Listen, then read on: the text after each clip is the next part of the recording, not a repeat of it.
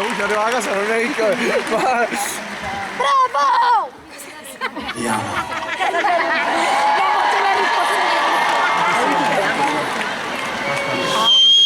Bravo! Troppo bello!